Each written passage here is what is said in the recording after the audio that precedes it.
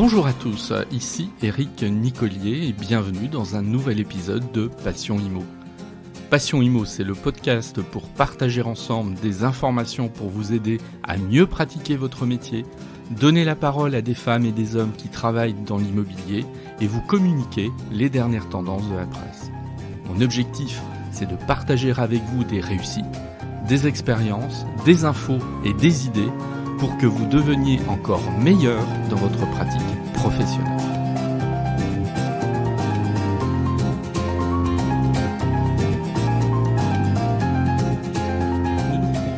Une première revue de presse. Alors déjà, pourquoi une revue de presse ? En fait, le podcast va osciller entre deux types d'épisodes. Un épisode comme le premier que vous avez pu déjà écouter, c'est une interview qui est assez longue, pas loin de 50 minutes. Tous les épisodes ne vont pas faire 50 minutes. Alors ce type d'épisode comme celui de la dernière fois, c'est un épisode qui a une durée de vie assez longue, c'est-à-dire que ce qu'explique Cécile Hébrard sur la création de son agence immobilière, sur sa démarche, sur ses difficultés, sur les problèmes qu'elle a dû surmonter, c'est quelque chose qui, sans en rajouter, sera tout à fait valable encore d'ici 2 ou 3 ans. Bon. Ça, c'est des épisodes qu'on retrouvera régulièrement. Et puis, je voudrais créer un autre rendez-vous qui va intervenir de temps en temps. C'est une revue de presse. Bon. Alors, pourquoi une revue de presse ? Parce qu'en fait, l'immobilier, c'est très riche. C'est-à-dire, il y a une actualité absolument foisonnante.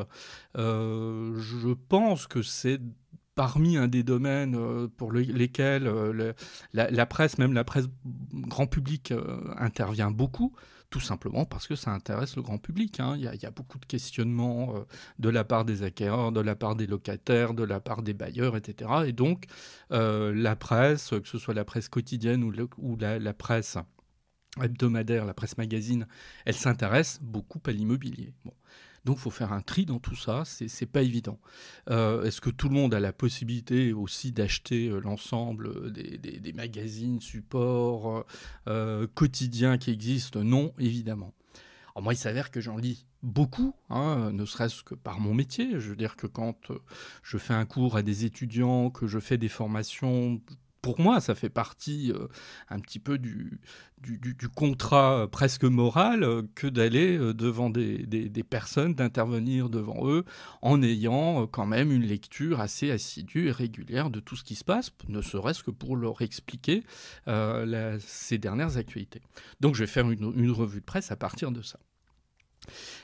Pour moi, ça a une autre vertu, c'est que ça permet en fait de se poser la question à certains moments, mais au fait, mes clients, qu'est-ce qu'ils lisent en fait ? Qu'est-ce qu'ils entendent ? Voilà. Et ça, c'est pas inintéressant. Parce que je pars du principe que, si la presse est très sérieuse dans l'ensemble, parfois il y a des focus de la part de la presse qui peuvent sembler étonnants. J'en cite un. C'est clair que quand le prix moyen du mètre carré sur Paris a dépassé les 10 000 euros, ça a fait les grands titres. Ça a fait le journal de 20 heures de TF1, etc. Est-ce que pour autant c'est révélateur de la situation des marchés, je dis bien pas du marché, mais des marchés français ? Bon, évidemment non. Il y a beaucoup de villes encore en France, Dieu merci, où on trouve du prix moyen au mètre carré à moins de 2 000 euros. Bon voilà, c'est une réalité aussi, voire parfois moins dans certaines villes moins importantes. Et puis on a des villes comme Lyon, Marseille, Nantes qui vont être un petit peu des situations intermédiaires. Bon.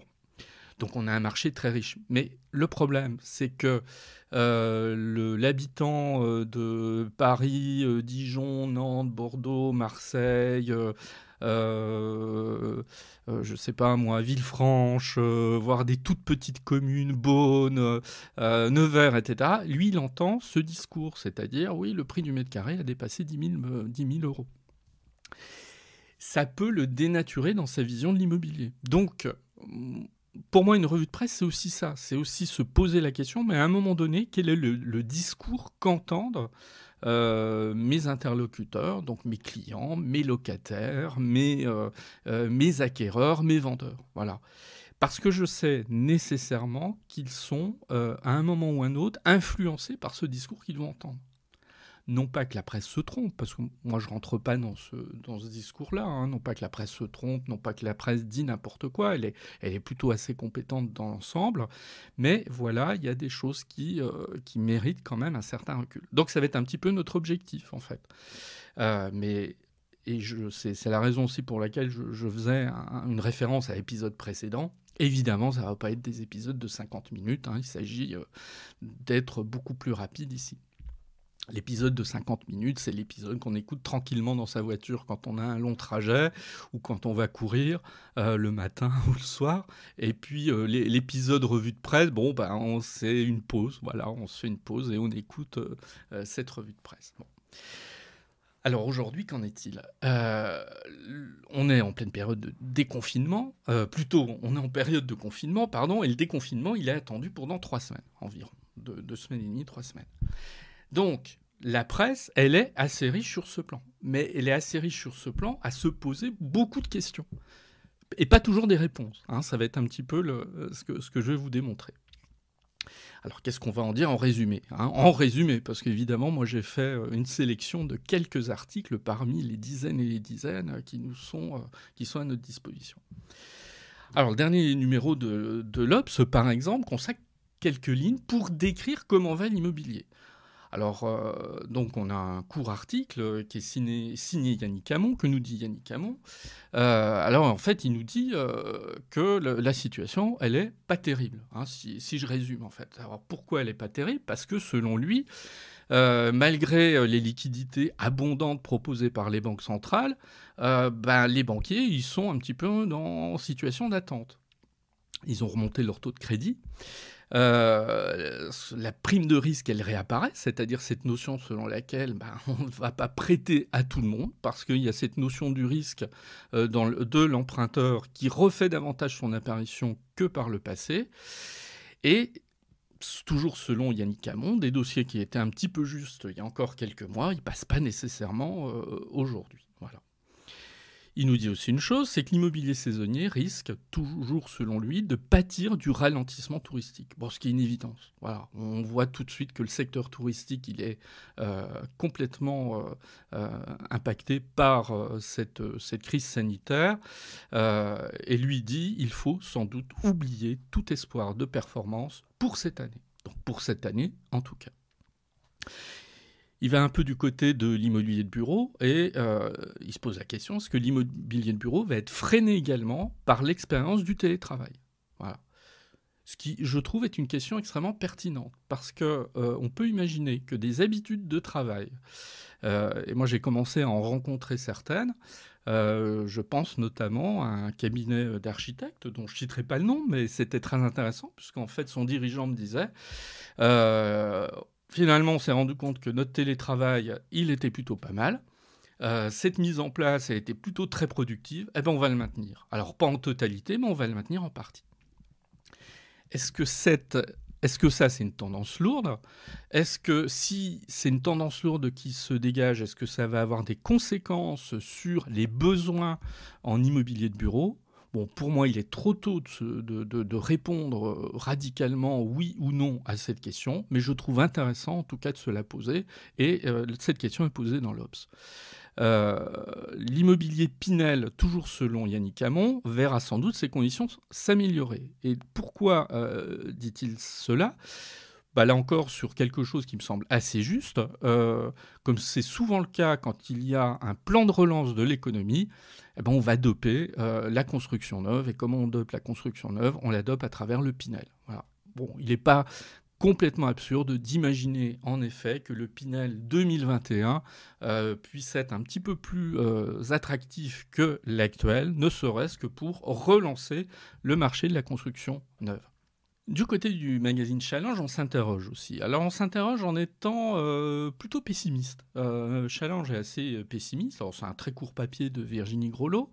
Elle nous dit en fait, en substance, voilà, on a tenu un discours pendant des années où on nous expliquait qu'il fallait investir dans l'immobilier, que c'était plutôt intéressant, que les loyers allaient couvrir en partie les mensualités de remboursement du crédit et que finalement il restera tout petit effort de la part du propriétaire bailleur et que ce tout petit effort lui permet de financer en fait cette acquisition en vue de la location.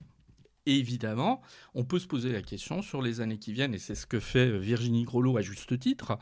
Est-ce que, en définitive, la location sera aussi attractive dans les mois qui viennent et dans les années qui viennent qu'elle ne l'a été ces dernières années? Évidemment, elle fait un point un peu plus avancé sur la location touristique, où elle nous dit la location touristique, avec son absence de locataires, ça s'avère bien plus risqué que la location classique, meublée ou non. Bon. Alors, elle n'a pas tort, à mon avis, de mettre l'accent là-dessus, sur le risque.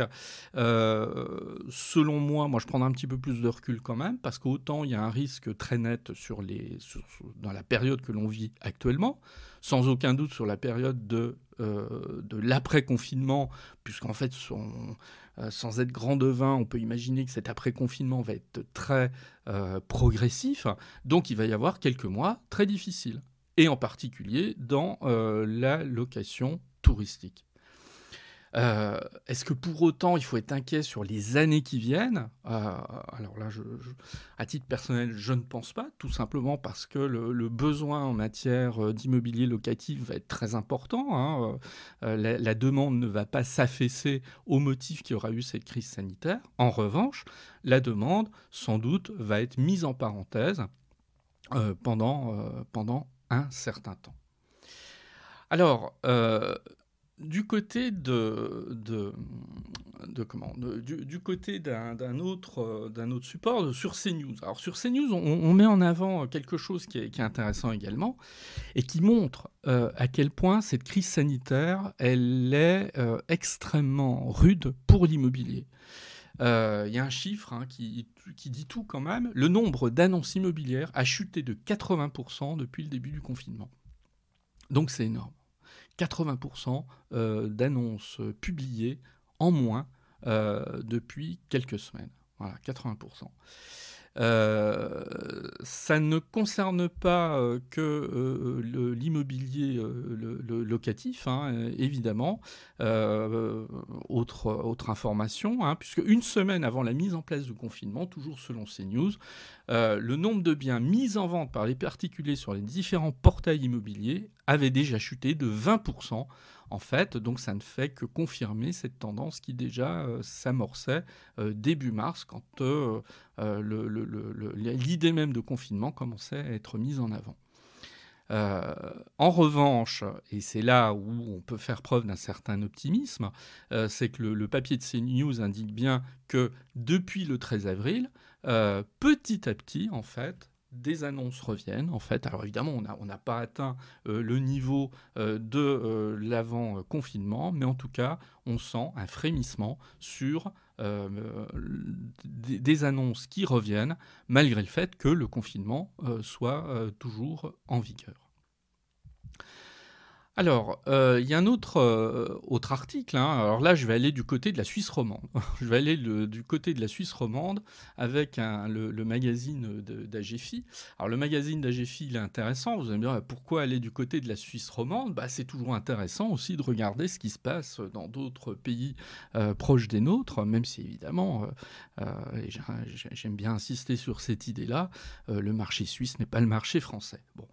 On a Philippe Muller, qui est l'économiste responsable pour la Suisse romande chez UBS, qui fait un papier et qui le papier s'intitule « Les répercussions du Covid-19 sur le marché immobilier ». Alors qu'est-ce qu'il nous dit ? Lui, il écrit surtout sur l'immobilier de bureau. Il est absolument persuadé, mais c'est pas que de la persuasion. Je veux dire, son papier est étayé, évidemment. Là, je résume. Pour lui, la demande de surface de bureau va temporairement s'effondrer. Et donc, il s'attend à une récession assez profonde en immobilier de bureau, ce qui corrobore quelque part ce que je viens de dire il y a quelques minutes concernant ce qu'on avait dans l'article de l'Obs. Donc, lui s'attend quand même à une crise assez importante dans ce domaine et qu'évidemment, autre chose auquel il s'attend, c'est que dans le domaine des immeubles de rendement, on risque d'avoir là encore une crise qui va affecter le rendement des biens et en particulier de cet immobilier de bureau. Il fait bien une distinction entre l'immobilier commercial et l'immobilier de bureau. Lui pense que l'immobilier de bureau sera davantage affecté que l'immobilier commercial. Alors, autre papier, alors cette fois du côté de le magazine Le Revenu. Alors le magazine Le Revenu, lui, il donne des conseils pendant le confinement. Alors il y a une pleine page dans Le Revenu sur les conseils pendant le confinement. Et des choses intéressantes, notamment. Alors déjà, le papier par la plume de Laurent Saillard, le papier revient en fait déjà sur un constat, c'est-à-dire que tout est quand même à l'arrêt. Et tout est à l'arrêt parce qu'il y a une difficulté quand même à faire signer les actes. Voilà. Ça, j'y reviendrai tout à l'heure dans un autre papier qui fait une comparaison avec l'Allemagne et qui, là encore, montre des disparités entre la France et l'Allemagne et qu'il est intéressant de souligner. Alors, Laurent Saillard nous dit, voilà, certains décrets du 3 avril autorisent la signature sur support électronique de tous les actes notariés pendant la période d'urgence sanitaire, notamment les actes de vente immobilière. Bon, donc en fait, la dimension réglementaire est présente, mais là où il y a un problème, c'est que le magazine Le Revenu nous précise que selon le Conseil supérieur du notariat, seulement 40% des offices notariaux sont équipés, ce qui fait qu'en France aujourd'hui, toujours selon ce papier du Revenu, vous avez 60% en fait des offices qui ne sont pas équipés pour faire de la signature à distance. Donc là, vous aurez beau aller être d'excellente volonté, que ce soit l'agent immobilier, l'acquéreur, le vendeur, etc. Si de toute façon l'office n'est pas équipé, on n'a pas de solution. Bon. Le papier met également en évidence la difficulté pour obtenir certains diagnostics techniques, ce qui évidemment est difficile. Alors que le papier, le journaliste, elle est interviewé aussi un certain nombre de personnes. Donc là, on a une interview d'un marchand de biens en fait, de l'Île-de-France. Que nous dit ce marchand de biens ? Lui, il anticipe carrément un repli de 10 à 20% des prix. Là, si je parle plutôt de la dimension des prix, 10 à 20% des prix en Île-de-France. Alors, on verra. Moi, je me méfie toujours, là, je fais un petit peu abstraction de l'article, je me méfie toujours de ce type de prospective. Les prix vont baisser, les prix vont augmenter, etc. C'est souvent démenti. Bon, c'est un point de vue, j'insiste bien là-dessus. Ça ne veut pas dire pour autant que les prix vont diminuer. Mais c'est un petit peu ce que je vous disais en introduction de ce podcast. Ça veut dire aussi que des clients... des vendeurs ou des acquéreurs lisent ce papier, lisent le revenu. Et à un moment donné, on leur tient le discours, en tout cas s'ils sont en Île-de-France, attendons-nous à une baisse de 10 à 20% des prix. Voilà.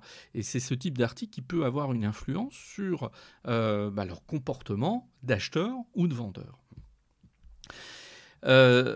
Toujours dans cet article, donc toujours sous la plume de Laurent Saillard, il est allé interroger un agent immobilier à Asnières et cet agent immobilier d'Asnières donne un point de vue que je trouve assez intéressant.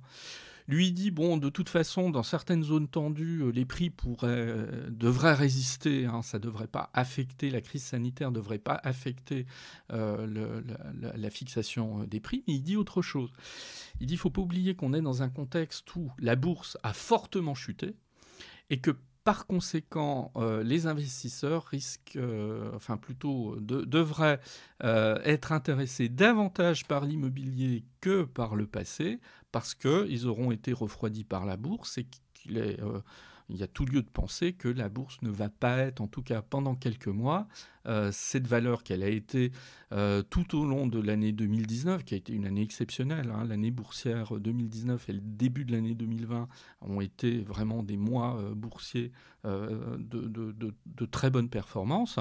Et donc, lui nous dit, mais l'immobilier risque de retrouver, en fait, son actualité, un regain, en fait, d'attractivité. Bon.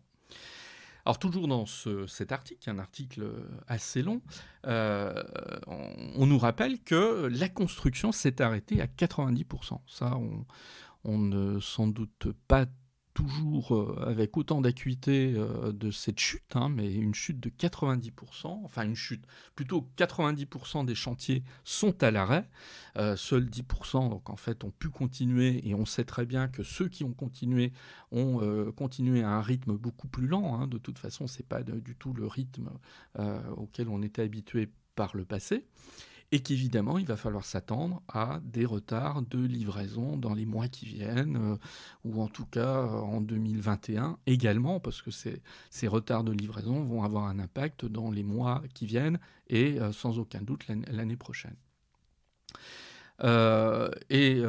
Toujours dans cet article du Revenu, on nous met bien en évidence que le rendement risque de baisser, le risque de baisse des rendements du fait des loyers, des retards de paiement de loyers, qui pourraient être importants dans les mois qui viennent.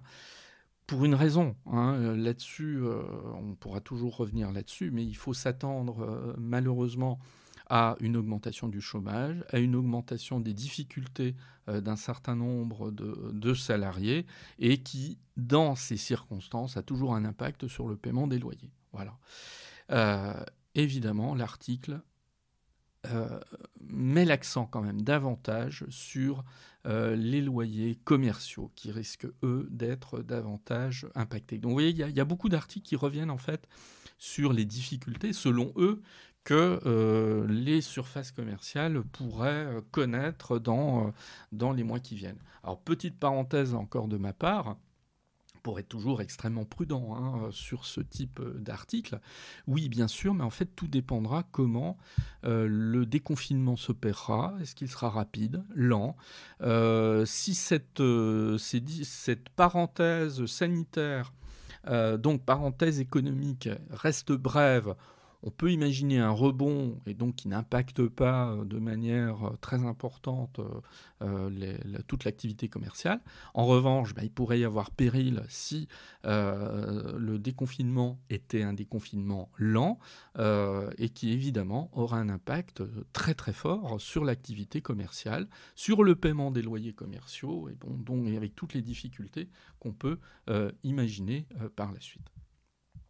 Donc tout ça n'est pas toujours hyper optimiste quand on regarde les choses comme ça, mais il y a un papier qui est plutôt optimiste, c'est celui qui a été publié dans le journal du dimanche il y a quelques jours.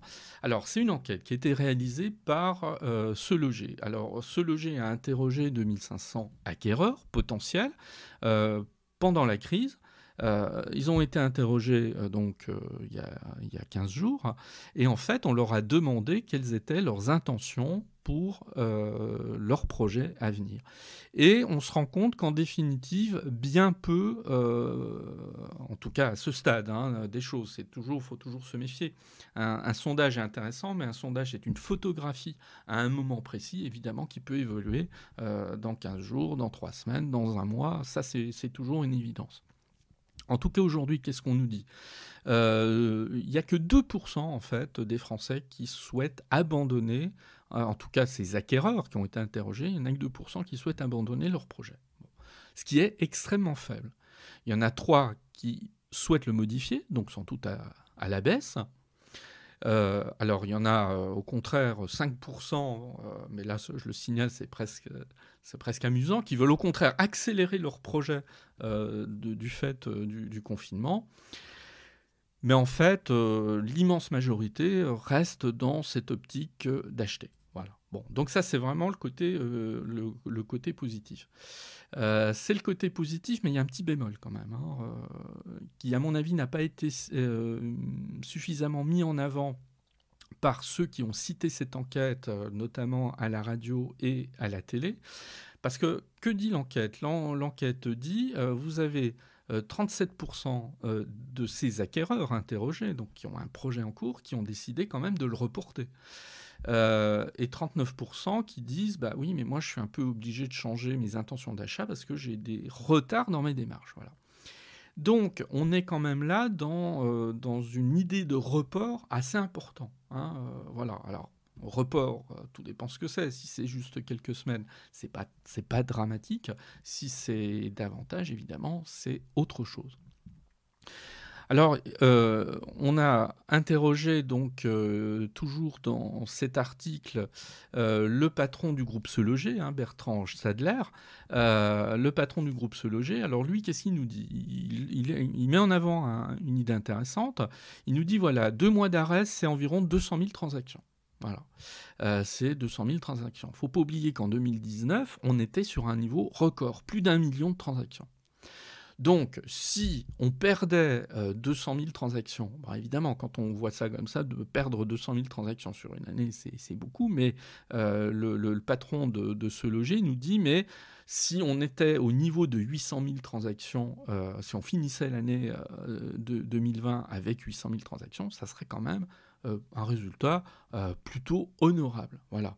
Moi, j'ajouterais un point par rapport à ça, c'est qu'effectivement, si on était sur un niveau de 800 000 transactions à la fin de 2020, ça permettrait quand même d'amortir beaucoup le choc de cette crise et par conséquent de permettre à toutes ces entreprises, il ne faut pas les oublier, hein, toutes ces agences immobilières, de tenir le coup sur cette année 2020 quand même compliquée. Il ne faut pas oublier cet aspect. Alors, ensuite, il y a un article qui a attiré mon attention. C'est une tribune libre, en fait. Alors, c'est une tribune libre qui est parue dans l'Opinion la semaine dernière, dans le quotidien L'Opinion.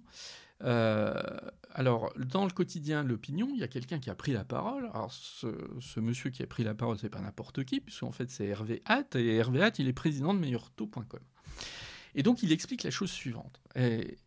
Alors, il nous explique qu'en fait, bon, alors, il fait un petit peu sa pub, mais ce qui est logique, hein, il dit que son entreprise, ses 1600 collaborateurs, en tout cas dans ce papier, il écrit que ces 1600 collaborateurs en 24 heures ont été capables de basculer en télétravail, qu'eux ont été opérationnels très très vite, hein, et que donc il n'y a pas eu de grandes difficultés à l'égard de la clientèle. Bon.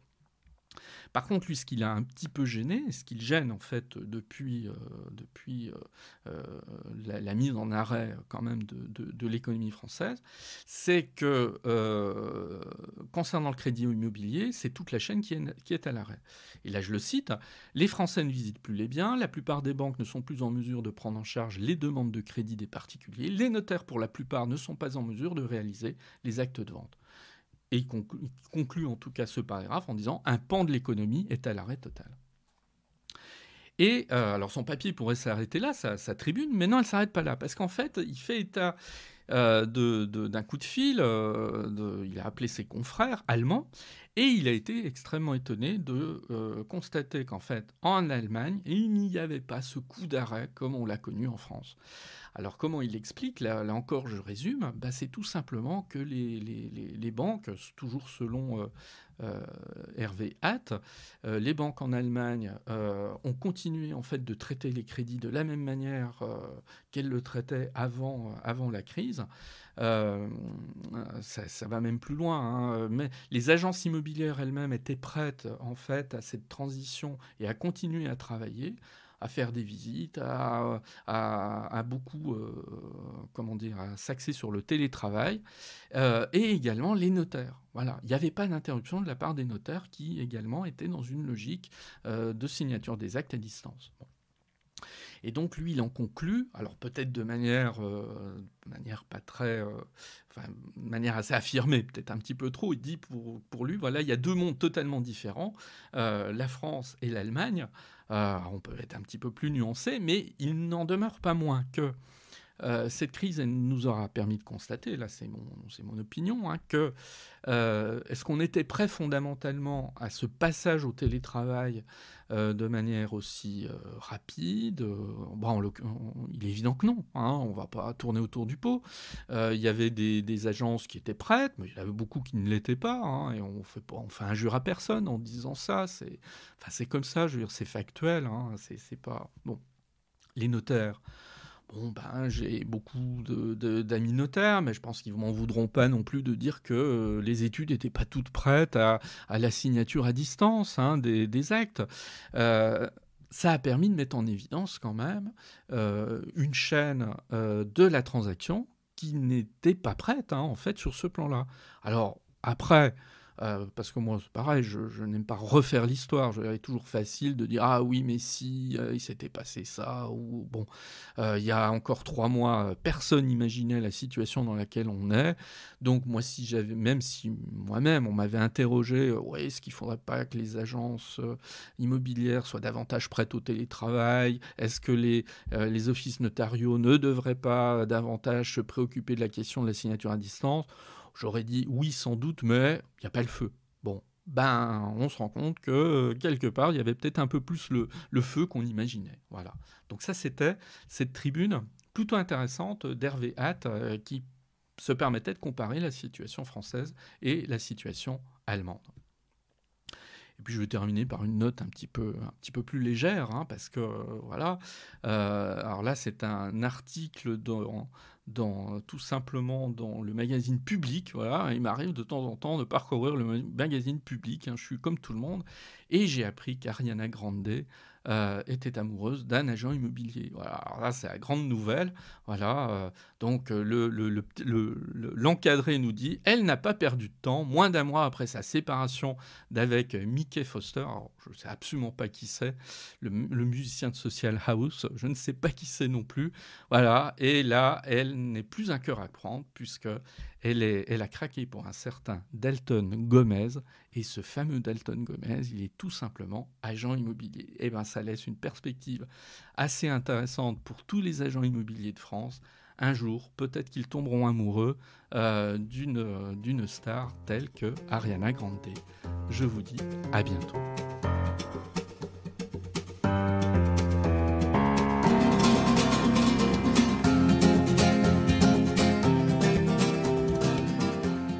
Merci de m'avoir écouté. Vous pouvez me retrouver sur mon site internet www.nicolier.org.